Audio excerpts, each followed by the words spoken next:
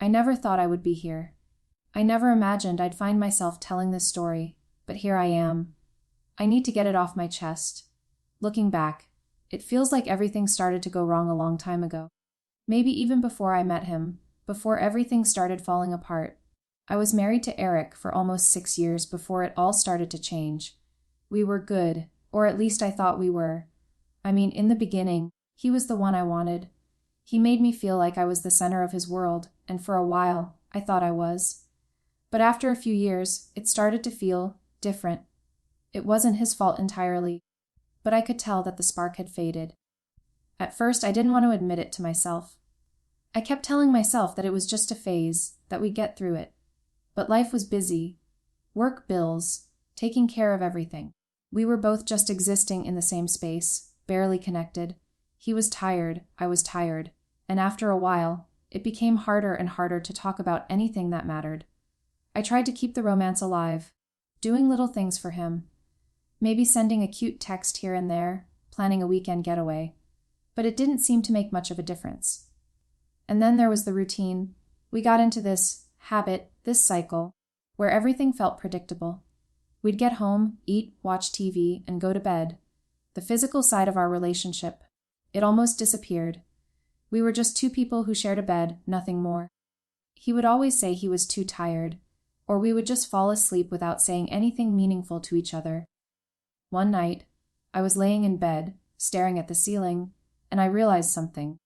I couldn't even remember the last time we had a real conversation, let alone the last time we had sex. I wasn't even sure if he noticed. It wasn't that I didn't love him anymore. I did, but it felt like we had both stopped trying. I started looking for other ways to fill the emptiness that was growing inside of me. And that's when I met him. His name was Adam. I met him through a friend of a friend, at a party that I almost didn't go to. I was feeling restless, and I thought maybe a change of scenery would do me some good.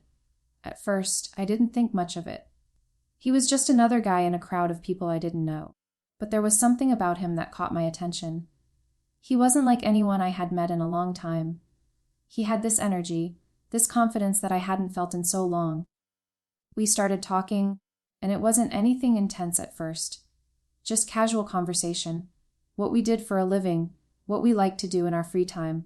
But as the night wore on, the conversation between us kept flowing. I found myself laughing, smiling in a way I hadn't in forever. It felt so easy with him, like we had known each other for years. It was refreshing. There was this feeling, this attraction, this pull between us. I could feel it, and I saw that he felt it too. But I still wasn't sure about crossing that line. I mean, I was married. I wasn't one of those women who just jumped into things, but Adam made me feel something I hadn't felt in so long. We exchanged numbers at the end of the night. I told myself it was harmless, that it was just friendly. But deep down, I knew I was lying to myself. Over the next couple of weeks, we texted. We talked about everything: life, work, our past relationships. It was easy to talk to him, like we could share things we didn't dare tell anyone else. But it wasn't just the talking that was different. It was the way he made me feel. I won't lie. I started looking forward to those conversations. There was something so magnetic about him, and I couldn't help but be drawn in. I started fantasizing about what it would be like to be with him, to have someone actually want me again. I felt like I was starting to wake up from a long, dull sleep. But I kept telling myself I was just having fun, that it wasn't anything serious. I was still married, after all. I couldn't let myself get too carried away, right? Then came the night that changed everything. I was at home, sitting on the couch, watching TV. Eric was in the kitchen, doing whatever it is he did. I couldn't even remember the last time we did something together, like actually enjoying each other's company. I picked up my phone, scrolled through my messages, and saw Adam had sent me a text. I don't know what came over me, but I replied. And we started talking again like we always did. But this time, there was something different. There was a charge in the air, like the conversation wasn't just a conversation anymore. It felt charged. I felt something stir inside me, something I hadn't felt in years. I knew I was playing with fire. I could feel it. But at that moment, I didn't care. I just wanted to feel something, anything. We talked about meeting up, But I didn't want to make any rash decisions. Still, I could feel myself being pulled in. And I kept wondering, could this be my escape from the loneliness I'd been drowning in? Looking back, I should have stopped. I should have recognized the warning signs, but at the time, I was already too far in. The connection with Adam was like a spark to a dry forest. It wasn't long before the fire spread. I don't know what I was expecting to happen next. When I agreed to meet up with Adam, I thought it would be just a harmless, innocent dinner or coffee. I kept telling myself that it wasn't going to go anywhere, that I wasn't going to let myself cross that line. But as soon as I saw him, I knew I was lying to myself.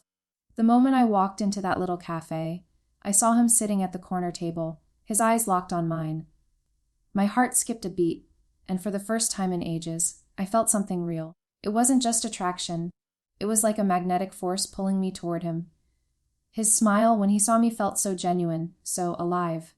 It felt like he saw me, not the tired, worn-out woman I'd become in my marriage, but the woman I used to be, the one who laughed and dreamed and felt free. We sat down, and I tried to keep the conversation light. But I could tell right away that there was something different between us now. We didn't talk about our jobs or small talk. We talked about feelings, about the things we wanted out of life, the dreams we hadn't chased, the things we'd given up along the way. I hadn't realized how starved I'd been for real, meaningful conversation. With Adam, it was easy. It felt like we understood each other in a way I hadn't felt in years. And then, as we were wrapping up, he touched my hand across the table. I froze. It wasn't a move. It wasn't a flirtatious thing. It was just a touch. Simple. But it sent a shock through me. Something deep inside me responded in a way I didn't expect. I could see in his eyes that he felt it too. He didn't pull away, and neither did I. That was the moment I should have left. That was the moment I should have gotten up and walked out of that cafe, gone home to my husband, and tried to figure out what was going wrong in our marriage. But instead, I sat there. I let the moment linger. And for the first time in a long while, I didn't want to walk away. Adam leaned in a little closer, his voice softer now. "I'm not trying to pressure you," he said. I feel something here, something real. I've felt it since the first time we met." I nodded, not trusting my voice. I couldn't deny it. I felt it too. And just like that, we crossed the line. We kissed. I could feel his lips on mine, soft but intense, and everything around me seemed to fade away. For those few seconds, it was like I was someone else entirely, someone who wasn't trapped in a dull, predictable marriage, someone who wasn't stuck in a life where she felt invisible. It felt like freedom. But the moment it ended, I realized what I'd done. What had I just done? I was married. I had a husband. And yet, in that instant, everything I thought I knew about myself, my loyalty, everything felt meaningless. I wanted to pull away, but it was too late. Adam looked at me, his face full of desire and understanding. "You don't have to explain," he whispered. "I know you're not in a happy place. I don't want you to feel alone anymore." I could have stopped there. I could have told him I made a mistake, that I was going to go home and fix my marriage. I should have done that, but instead, I stayed. We spent the rest of the night together, talking and laughing, and then I found myself in his arms. I told myself it was just a mistake, just a moment of weakness, but deep down, I knew it wasn't. The next few days were a blur. I went home to Eric, acting like nothing had happened. But inside, everything had changed. I couldn't stop thinking about Adam, his touch, his voice, the way he made me feel like I mattered. I felt guilty, but it was like the guilt was overshadowed by this pull to him. I couldn't stop. Every time I saw him or heard from him, I felt like I was waking up from a fog, like I was coming alive again. I started spending more and more time with Adam. Each time I saw him, I felt more disconnected from Eric. I started to feel like I was living two different lives, one with Adam, where I felt seen and wanted, and the other with Eric, where I felt invisible and taken for granted. Every time I was with Adam, it was like I was escaping the reality of my marriage. It was a high I couldn't come down from. The guilt was still there, but it wasn't enough to stop me. I justified it in so many ways. Eric was busy with work. He didn't notice me anymore. I was just trying to find a connection, something to feel alive again. It wasn't really cheating, right? I wasn't in love with Adam. Not yet. It was just physical, just something to feel wanted. But deep down, I knew I was lying to myself. The more I saw Adam, the less I could ignore what I was doing. And the more I started to notice the cracks in my marriage, the things that had been wrong for so long. I began to resent Eric for the distance between us, for not trying harder. But I also hated myself for what I was doing. It was a constant war inside my head. I didn't want to hurt Eric, but I couldn't stop what was happening between me and Adam. It was like something had taken over, something bigger than me, something I couldn't control. I tried to justify it to myself, to rationalize my actions. But deep down, I knew that I wasn't just looking for something physical. What I was really looking for was validation, attention, and love. The things I hadn't gotten from Eric in a long time. And the worst part was, I knew I was only hurting myself. But at that moment, I didn't care. It didn't take long for everything to start unraveling. I kept telling myself that I could manage both sides of my life, that I could keep the facade up, maintain the marriage, and still see Adam. But I couldn't have been more wrong. The pressure started to build, and I felt it everywhere. The guilt started eating at me. Every time I kissed Eric, every time I looked into his eyes, I felt sick. I knew I was betraying him, and I hated myself for it. But then, there was Adam, and with him, I felt wanted, seen, alive, so every time the guilt threatened to crush me, I'd push it aside and go to him instead, where things felt easier. But nothing lasts forever, does it? It all came crashing down one evening. I remember it so clearly. It was a Friday night, and I had just gotten home from work. Eric was sitting on the couch, flipping through channels as usual. He barely looked up when I walked in, his face buried in his phone. It was becoming a routine, this cold silence between us. I felt like I was living with a stranger. That night, I had plans to meet Adam again. I had already texted him, telling him I'd be free after dinner. I'd made up some excuse about working late, and of course, Eric didn't question it. But something in the air felt off. The tension between us was thick. I couldn't shake the feeling that he knew something was wrong. Eric finally looked up from his phone and sighed. "We need to talk." My heart stopped. That phrase, "we need to talk," always triggered the worst in me. My stomach churned as I sat down across from him, trying to steady my breath. "What's going on?" he asked, his voice unusually calm. Too calm, I froze. Was he asking because he knew? Was this the moment he was going to confront me about everything? "I don't know what you mean," I managed to say, trying to sound casual, but my heart was pounding in my chest. He didn't respond right away. He just stared at me, as though waiting for me to crack, and that's when it hit me. Eric had been distant for so long, but I had never really noticed how much he was actually observing. How much he had been hurting too. I realized he wasn't just unaware. He had been quietly watching everything slip away, probably feeling just as lost as I had. "I know," he finally said, his eyes narrowing. "I know something's been going on. I don't know what exactly, but I can feel it." My breath caught in my throat. My stomach dropped. "What are you talking about?" I asked, but even I could hear the tremble in my voice. Eric stood up and walked over to the small bookshelf by the door. He grabbed something off the top shelf, an envelope. My heart skipped again when I saw it was from a local hotel. He handed it to me without a word, and I could feel my hands shaking as I took it. The receipt inside was for a room. The date matched a weekend I had spent with Adam, a weekend I had told Eric I was going away for a work retreat. I felt like I had just been punched in the gut. I wanted to deny it, to explain it away somehow, but the truth was staring me in the face. My lies, my choices, my affair with Adam, everything had led to this moment. I couldn't run from it anymore. Eric's voice was barely above a whisper. "I don't know how long you've been doing this, but I know it's been more than once. I know about you and him." I felt a wave of nausea wash over me, and I almost couldn't breathe.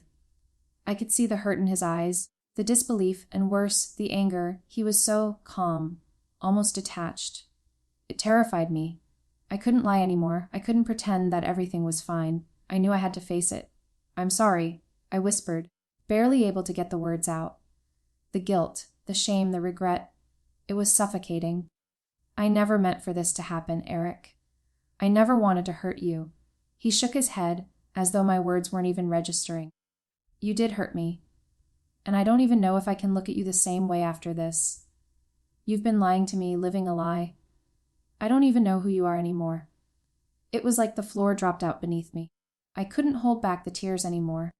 "I'm sorry," I repeated, feeling like those 2 words would never be enough to fix what I had done. The silence between us was unbearable. He turned his back on me, walking toward the door, and I didn't know what to do. I couldn't make him forgive me. I didn't know how to fix this. I had destroyed everything.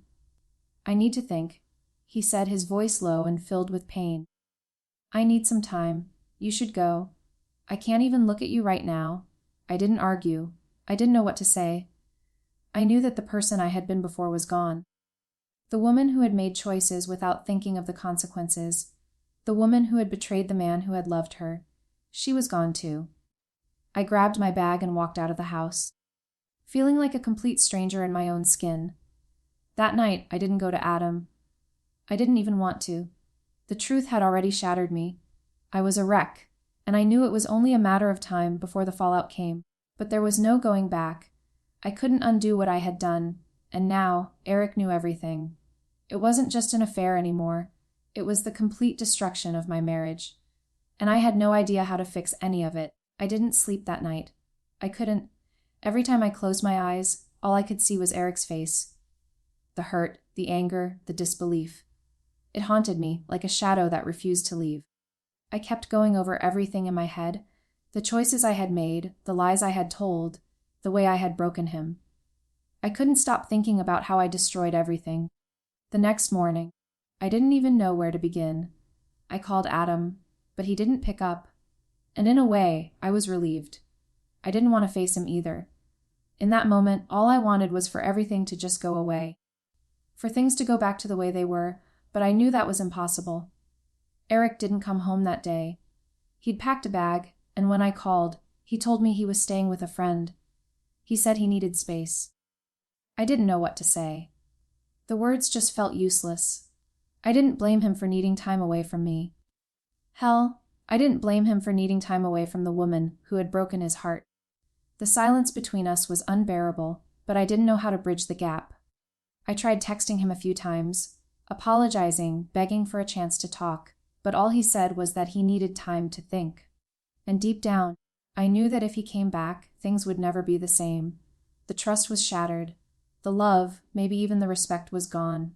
How could it not be? The next few days dragged on, each one feeling like a weight I couldn't shake. I went through the motions of life, work, errands, chores, like a zombie. It felt like everything I had built over the years was crumbling, piece by piece, and there was nothing I could do to stop it. And then Adam reached out. It was just a text at first, something simple.